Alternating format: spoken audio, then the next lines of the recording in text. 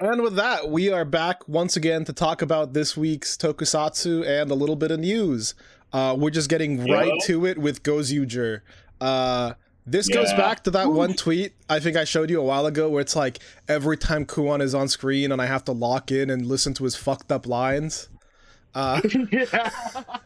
Fucking hell. It was a Yeah, really cute episode otherwise. First of all, no, not gonna lie. I actually wasn't expecting him to be piloting Black Widow Dirusion. I wasn't. I mean, we legitimately. find out at the beginning. I was also not expecting that, but I guess it sort of makes sense. Yeah, but talking about fucked up, like, yeah, despite the sweetness of this episode, because it is about Hoeru's first love, the fact that she was basically revived by Kuon just to be shot, like, this dude is fucked, man. Dude, it's fucked up, and that's your brother too. But we'll start with the beginning of the episode, which is it's cute. Dude, fuck Goodburn though. Got my man fired from the honey shop day one. Yeah, exactly. Yeah, but also it's really funny too because it's like oh yeah, no, I love this, but like I mean it's like oh yeah, I love the honey here. And it's like there's none for you. It's like Hoeru is just so funny. I love this. He's incredible. I love him. I love seeing him be in like different jobs, and it's so funny the different vibe that this is versus Mira. Where like with Mira, you're like she's just having every job at once. She's so capable. With Hoeru is like this man cannot keep a job for the life of it. Oh man, it's but like also, it's girl boss. Yeah, I was say it's girl boss Yeah. versus boy failure. Yep. But also this episode was great too because we see that the titles of like meddler number one, partier number one, manners number one, and charmer number one still persisted. Like it legitimately is the title. I love that they're coming into play, and again, the beginning of this episode is so sweet and so cute. I love when we have episodes about like a teammate's off to do something, whether it be romantic or not, and it's like, let's follow him around all like assholes. It's so funny because they're just meddling so much. Again, like, meddler number one. I also love that like Ryugi like didn't even want to come. The only reason he gets involved is because it's like, as manners number one, I cannot allow this display. Yeah, it's so good. I was laughing so hard. It was so good, and it was so cute, and I love how we got to see basically her like show that she was really happy that Hoeru seemed to have found friends and seemed to be living like a good life. Yeah, and then we basically find out that she was also the one that told him not to dream, which is like surprising. She was the lady originally, and I love that. There honestly was like a little bit of a hint that something was wrong from the beginning. Obviously, that like it seemed like really obvious because she showed up like at a really opportune time. But also the fact that she was like older than him, but she doesn't look like she's aged a day. Yeah, and it's been like 10 years or something like that. It's been a while. Yeah. So it's like, oh, I was like, is this just supposed to be Asian people just don't age? It's like, no, she died. She's been frozen like in this state because she's been dead and she got assimilated by a no one. Yeah. And then like at the end of the date, like the date ends with Kuon shooting her, and it's like, dude, Kuon shooting her right, and she's like, "There's something I wanted to tell you this whole time," and you're like, and for a second I'm like, is she gonna turn around and be like, I'm actually evil or something, blah blah, and it's like just immediately gets shot. We also, before that, we get a really cool Kuon Kumade fight. Yes. Under the bridge, the like transforming into fighting the like, you're a CEO, don't you have something better to do? No. Yeah, but I'm here as a ring hunter today. Yeah, the other crazy thing though is the fact that they're able to swap the colors of the rings from polar to regular. Yeah, like, yeah. I figured that would. I was like, oh. I figured that would happen if his ring got stolen. So I'm glad we have it like established. We got like a trade-off. I also do really love that beginning of the fight where he uses the coat to like try to fucking block things. Yeah. So really cool choreography. Yeah, I mean, like everyone already just loves Kumade's transformation because of the fact that he keeps his coat on. Like everything, it's like he keeps the coat on. Like he keeps the coat on, and I love that he takes it off in like a very much like a boxing intro, coat wrestling style. And this time, he actually fought with the coat. He used it to like block and dodge, and then he threw it out. Again, choreography in Gozuju has been super cool. I don't think there's been a fight where I've been like bored at all. Yeah. Insane. Then, but honestly, probably the scene that I live for and the scene that I always live for in like any Sentai adaptation, just Hoeru being like, I'm moving forward. It doesn't, it doesn't matter what happened. I'll keep going. If I'll fight everyone myself. Because I love that Kumade shows up and he's like, if you pray to God, he might help you. And he's like, I don't believe in any gods. Yeah. Incredible. Oh man. Yeah. And then like, and then we have the transformation, or not transformation. We have the big fight. And honestly, it was like you said, this episode was really sweet. We started off sweet with Hoeru and Miss Mine. We got Kuon, butting in, and then Kuon being the worst person alive. Yeah, exactly, and exactly. Like Kumade and Hoeru are like, you know what? Let's work together for real. And it's like they did it sweetly, like with the umbrella, with the umbrella, the cherry blossoms. That's a reference to like this old movie. So we got like the father and son under the umbrella with the cherry blossoms. First of all, incredible shot. I love that, of just the two mechs walking side by side. Like, are you ready to do this together? And it's like, whatever you say, Kubota. And I love that when he shows up, he's like, you didn't pray to me, but God works in mysterious ways. Yeah. Incredible. He's so good. Okay. Yeah. I really like Kumade. Yeah, it's great. I like, honestly, like, okay, so I love how the combination scene is. I'm still not a fan of the mixed black and white undersuits. I think that's the thing that was bugging me the most. Maybe I definitely seeing the fight and seeing the vibe, I definitely like this mech more than I thought I was going to, just from the preview. Yeah. Also, I just find it really funny. We get this cool fight, and like, man, this Tegasword like combination, it has so many fucking rockets. Yeah. I love that this incredible thing was like, I'm gonna shoot you with beams, and also this 47 tactical nukes at once. Incredible. The Heartbreaker shot was so good, because I was like, oh, he's like, fucking every bit of him like opened up, and it's like, there's rockets in there.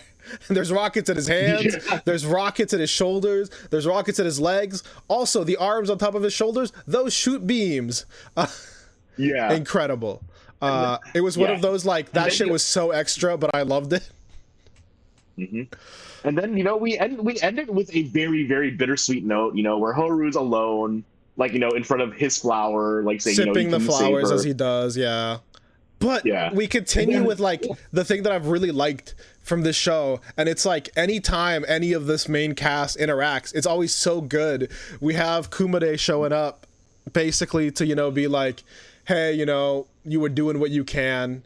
You've resolved to move forward. That's good. And he actually calls him Hoeru, and then he's like, what was that? And he's like, I don't know what you're talking about, second gen.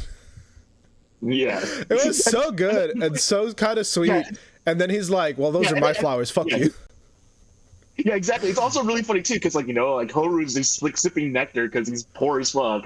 And, like, Kumade, who's rich as fuck, is also doing the same thing. I think, like, it's kind of sweet because, like, it's like seeing him trying to connect, but at the same time, it's more like, there's still there's some tension, but I like that. Also, the preview, I was not ready for us to just get her sister like this. Yes. Oh, also, the tweet that's gonna make. Did you see the tweet that made you angry? I'm sure. Oh, I'm pretty sure I know exactly what you're talking about. Yeah. Gojuju has a Gyaru transforming before Gab. Fuck no, dude! I saw that shit. I was like, they got our ass, dude. They got us. I'm so sad. They got me. First of all, I love this. I am glad Shinken Red is a girl. I'm glad we're seeing more women be the Universe Reds. Yes. First of all, we're having a gal battle, and the fact that, like, the rest of them all get, like, galified. Yeah, I was laughing. The fact that they're all, like, their outfits, their suits are also wearing wigs and just gaudy outfits as well too. The fact that like the Gozuger suits are wearing gal stuff, I love that. I'm a big fan of the gal fashion. I think it looks good. I think this is super cute and incredible. Yeah. I'm wondering. The only thing that I'm wondering is, like, okay, How the fuck are we gonna explain what she's been? Yeah. Is this the real sister, or is man. this another like fake by Kuon? Dude, that's what I'm wondering too. But like, man, I am. Next week, I have no idea what's gonna happen. Next week is gonna be intense. We're gonna have this. We're gonna have Ultraman Omega. We're gonna talk about Girls Remix, and we're gonna have next week's Gav. But I mean, let's have a tiny little interlude about Ultraman Omega, because we got, you know, three minutes of it at the end of the special. Yep, that's basically it. I'm gonna be honest. I watched like the first two things for the special, then I skipped to Omega because it's like I kind of want to go back and watch these Ultraman shows without getting like the gist. You know, I don't want to get some of this stuff spoiled for me, so I just skipped to Omega. But yeah, like pretty much like, you know, the special, like, you know, that we had was basically like, you know, 30 minutes, kind of like what we have in the special, where they kind of like talking about previous ultras that you're gonna notice elements from them in Omega. Yep. Like, you know, like two it's like they really brought up the idea of like, you know, normal humans and the ultra, and that's like the main thing. Yep. And you know, and then we lead into our cast, which is, you know, our ultra and our two normal humans at least. Our main boy, who seems to be, you know, like an ex-track star who's just working like a part-time job kind of thing now. And I do love that, like, you know, we have like the little data guy who's like, who's this guy? I don't have any data on him. Yeah, exactly. I'm curious, especially because, you know, they did bring up, like, you know, a big thing about it is that this is a world that has never seen kaiju before. Nope. So kaiju are starting to show up. He decides to protect them, it seems, because he's seen other people, you know, protect. So he's like, I don't want their stuff to go to, you know, their effort to go to waste. So he decides to transform to protect them. But also, you know, as the toys keep telling me, we have kaiju companions. And we have kaijus we can equip. Yep. Yeah, and the reason why that's the reason why they actually brought up, like, you know, previous Ultramen, because like or just Ultra series, because there is one that does kind of use them kind of like Pokemon. And I've seen a little bit of this because of, I think, Mega Monster Battle was the one that did this, because I watched that so I could watch Ultraman Zero. So yeah. Fair enough. But yeah. Excited about the premise. I do like the red suit. The like combining with kaiju is really cool. I do like that they cut out the actual like combination sequence, because I do want to see that like during the actual episode. So it was like a good tease. I love that he did like the connection's cutting out. It's like we come back and he's like fully equipped, and it's like, what's that armament? I wonder. We're gonna have to find out. It's like, yeah, we will. Yeah. Cute special. I mean, Ultraman Omega seems exciting. So far, the two Ultraman series we watched have not been bad, have not steered me wrong. They've been some of my favorite stuff to watch. So I can't wait to see it, especially with some of the new kaiju. I do like the designs we saw just for the preview ones, at least. And I can't wait to see the theme song. Yeah, and I mean, as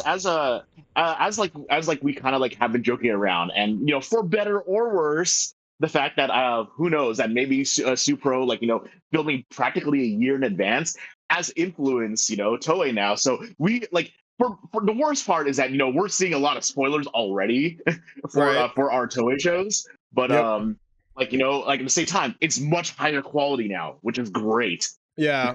Speaking about like a tiny interlude, did you see that apparently there might be a Kamen Rider Geats adaptation in development for Netflix? No. You have to did you realize who was the source? I don't know about the source. I just know that the guy who they were talking about is the guy who did like Castlevania or whatever. No. Okay. So they were basically doing a hoax post, because if you actually look at source, it says Karakita Hanto. Did not read that. My friend sent me this and I bought it.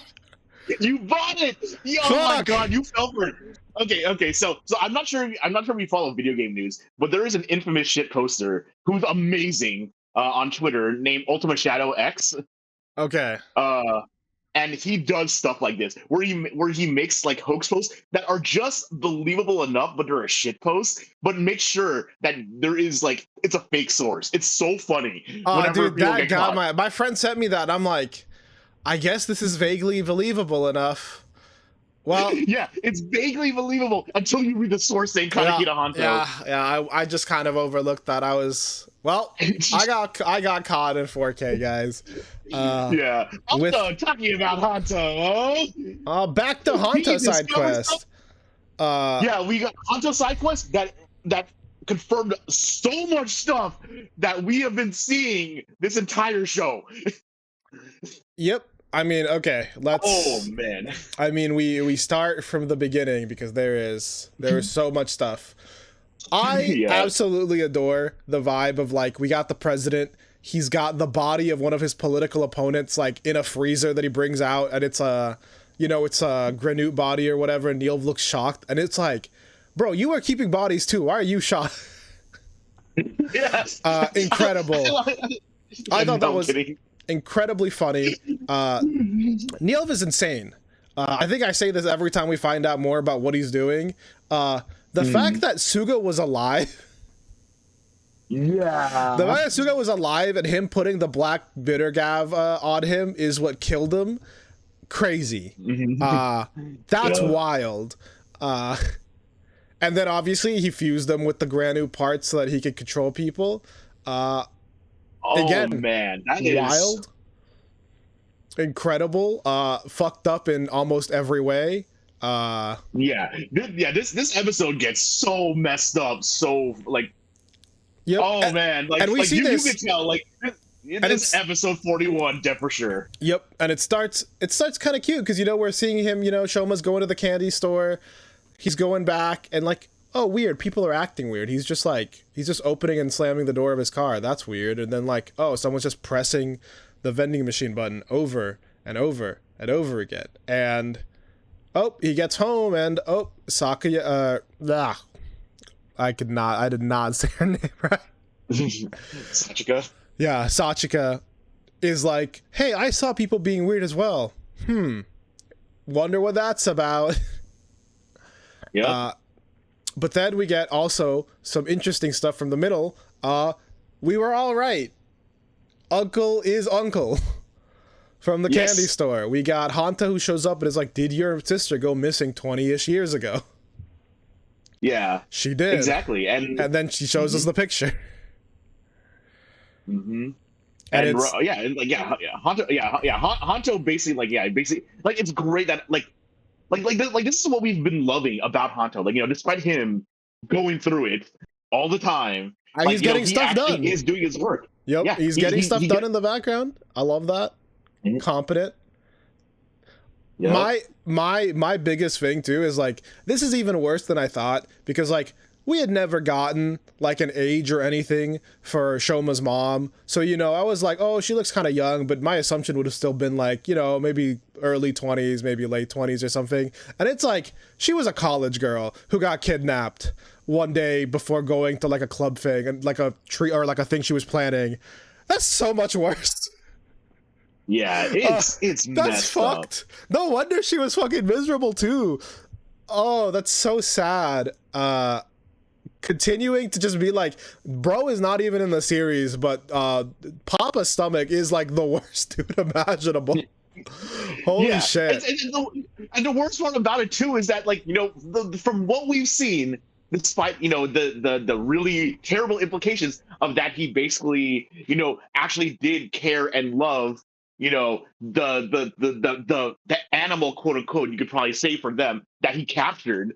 Like it rippled through everyone. Like it made everyone else miserable in this series. Especially the family. Yeah, I mean, like, the family is just feeling that ripple effect. Like, I mean, the family is unfortunately, half of it is gone. We got Jeeb who's clinging on to the last bit of his sanity. Oh god, Princess Girl continues to be insane. I love that when we see the dead corpse of the Granute, she's like, wish I could have met you when you were alive. That power sounds interesting. Yeah, like, wish I would have had you to toy with. Incredible. Fucked up. Yeah. But man, like we see this crazy stuff and like, and she's subtly manipulating Jeeb.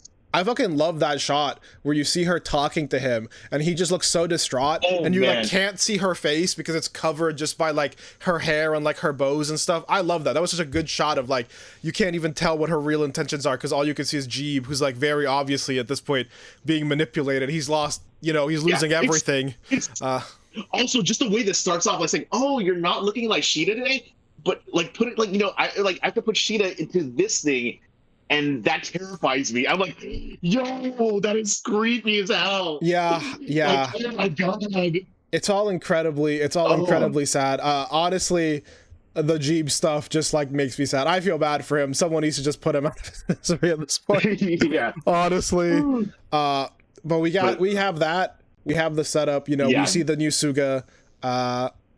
And we get, you know, our next, we get the first like final form triple henshin with all of the boys.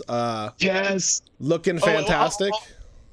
Also, before that, can we talk about the makeup work on Suga? He looks decrepit, horrid.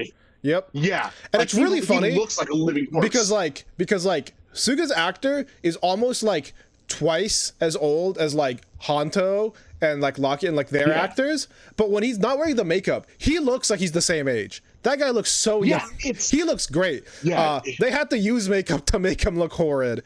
And like the acting is good. He looks so like his eyes are so glazed over. He just like henshin, like fucked up, dude. It was good. And of course, you know, Nyelv this entire episode too. It's so gleefully like saying, "Hey, look at my mad experiment this time." Like, check this shit out.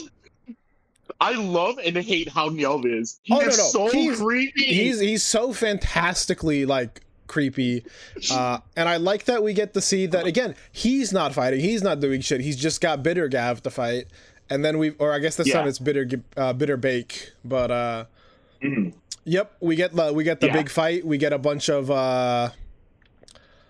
you know, the worst part is again Hanto going through it. I absolutely love the shot of him getting like alley-ooped off of building and then Bake's immediately down there anyway. And already trying to hypnotize them too. And also, can we talk about the suit actor for Bake doing that kind of Matrix get back up that looks like a zombie getting up, like that suit actor. And it's like, I don't know if they use wires or not for it, but like it is uncanny. We saw it in the preview. I fucking love that shot of just the like this is another suit actor thing. This would be for Hanto suit actor. That fucking shot of them like in front of the railing and the Hanto suit just comes from behind and just grabs them. That was crazy. That looked great.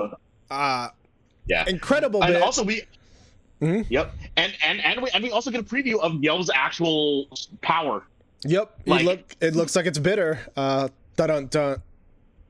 Yeah, he's got like acid or something. It melts stuff. Not as strong as Longo's, but it can still hurt. Man, such a good like vibe, and I love that this fight is also like thematic because it's, you know, hey look, it's Suga controlling Hanto again. I wonder if he's gonna have to deal with that. Yeah, and then it shows him powering up for his finisher, and it ends right there, and I screamed, like, no, you don't cliffhanger us like this. You cliffhanger us on him doing the frozen finisher on the boys. Incredible. So next episode, we've got Hanto try to free himself. But also it looks like, you know, they're controlling people to like drown themselves in the ocean, and Lakia is trying to stop them, so Sachika gets to see Granute Lakia for the first time. Which is gonna be crazy. I wonder how that's gonna go. Though I saw one tweet about it where like, imagine if Sachika reacted like this, and it's the one clip from I don't know if you watched American Dragon Jake Long. But the dude, it's a cartoon, and the dude goes to like the kissing booth, you know, to kiss this girl. And she literally goes like, "Are you ready?" And she transforms into this big like scorpion thing with like a mouth that comes out of her mouth like Alien or whatever. And the guy just looks up and he goes, "Jackpot."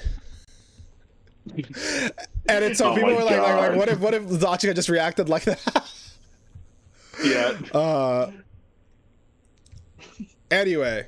Yeah, but kind of crazy in general. We've got also I don't know if you saw it. I forgot if this was from the preview or if this was just a shot we saw from other stuff. Have you seen a Hobo Longo? I don't think I've seen Hobolongo yet. People have they posted like just it's the actor and he's basically wearing like a like the big brown like cloak just to hide everything. Okay, so he actually is alive because like the thing is like as we saw in we didn't even talk about it this episode because we're kind of speeding through because we have some stuff we need to do. So this might be a slightly lesser hour, half hour. It's okay. Next week you're probably getting 40 minutes because we got Girls Remix in addition to everything else too. Yeah, but yeah, no. The intro to Gav this episode actually shows both Sheeta and Glada disappearing. When we get our stomach lineup that we all love. Yep. So, just everyone disappearing. Yeah, incredible exactly, vibes. But Longo doesn't disappear, so yeah, I guess he actually was alive. So yeah. So yeah, crazy. I'm gonna send you the image because I found it real quick. But people are basically calling this Hobo Lango. He's lost everything. But also he's still like a major player, so we got to see what's about to happen. We have 41. We got about 7 episodes left. Crazy. It looked. I mean, you're probably gonna get really angry when you watch Girls Remix, but yeah, I feel that we're finally gonna see that yellow bubble filled on the 48th episode if we get a 49, or 47th episode if we only have 48. Honestly, probably. But that is just how it is. I've already like steeled myself for it. You know what I mean? After like episode 25, I was like, well, I still want to hope, but hope is low. Hope is low. Yeah. But with that, we will leave you guys this week. Again, just slightly shorter. Next week, we're going to talk about Ultraman Omega and Girls Remix. So it'll be a little long next week to make up for it. And with that, we'll see you guys later. Later. This program is brought to you by our unending love of tokusatsu. If you enjoyed the show, please be sure to like and subscribe. And hit the bell for notifications. And if you would like to support us further, consider becoming a patron at our Patreon, Half Hour Henshin. You can get some exclusive benefits, such as your name in the credits and joining our sticker club. Or, if you want to help with a one-time donation, you can also find us at Ko-fi at Half Hour Henshin. You can email us with any questions or theories at halfhourhenshin@gmail.com or on Twitter at halfhourhenshin.